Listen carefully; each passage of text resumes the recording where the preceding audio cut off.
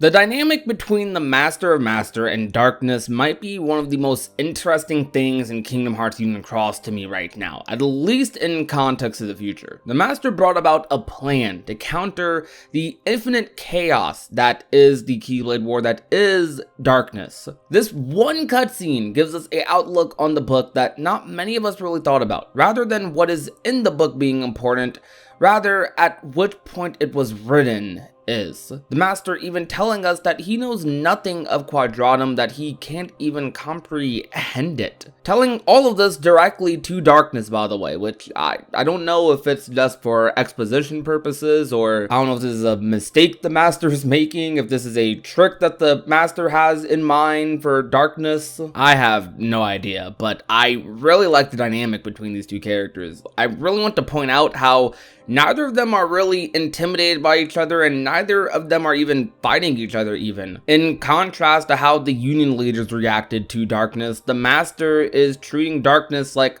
someone he's just tired of fighting, like someone he's been fighting forever. It's really cool to see, and I think that's something specific to point out because it shows who's going to be at the top of it all in the next arc, assumingly.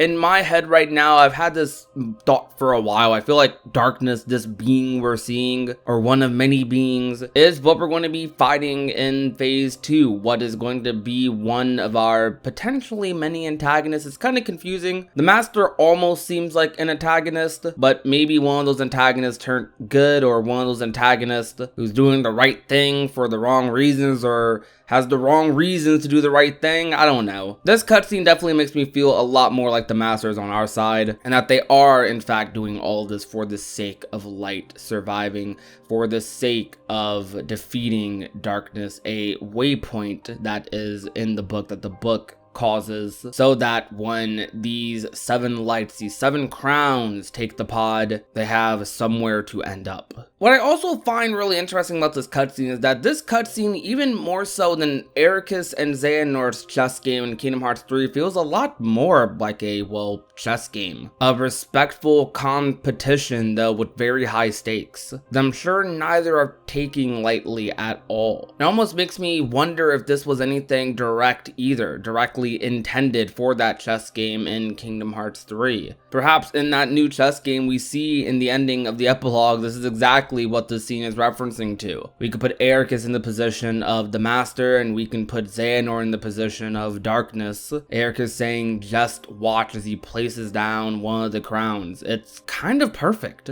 Not kind of, it is perfect. The purpose cutscene in Kingdom Hearts Union Cross, in the most recent update, is really one of the most interesting cutscenes to date. It's not a cutscene that necessarily gets me super hype or has me jumping out of my seat or anything, but it's a cutscene that makes me think a lot. It's a cutscene that I just have to sit down and listen to, because the Master and Darkness are characters that are just that interesting. I feel like the Master is really one of those characters that makes any character who's on screen with him just better, more interesting, makes me more invested in. Those characters are the types of characters that really stand out in Kingdom Hearts the most. I would compare that to, characters like Sora, who I feel like rarely has any bad interactions with anybody in the series, or even characters like Xion, Ansem, Roxas, like the Master even potentially being above some of them depending on how this progresses. The Master even had a lot of things planned as far as Union Cross being planned out.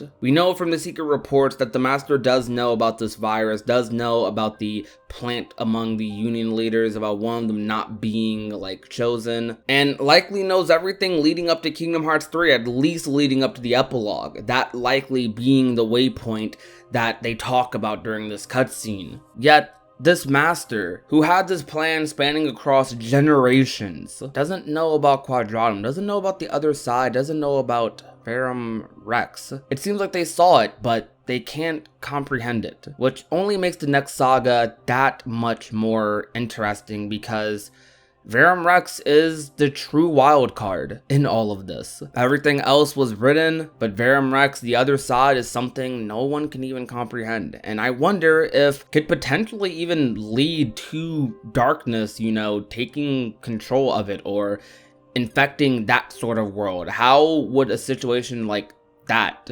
turn out. From our understanding or our character's current interpretations, it's a world neither of darkness nor light, but somewhere on the other side, a world of fiction. But does this necessarily mean darkness can't take hold in that world, can't form? Does this necessarily mean light can't form in that world? It's a very interesting concept, that's for sure. But that will be all from me. I kind of just wanted to talk about this cutscene today, because I definitely thought this cutscene stood out maybe the most. I don't know, I can't say that. Like, every single cutscene in this update stood out. Just in some way, shape, or form, every cutscene stood out for one way or another. But if you guys enjoyed today's video, you already know what to do. Leave a like, share the video with a friend or a family member, and last but not least, if you have not already and want to become a part of the Union, all you have to do is hit that red subscribe button down below. My name is Prodigy, and I will talk to you guys soon. Peace out, you guys. Bye.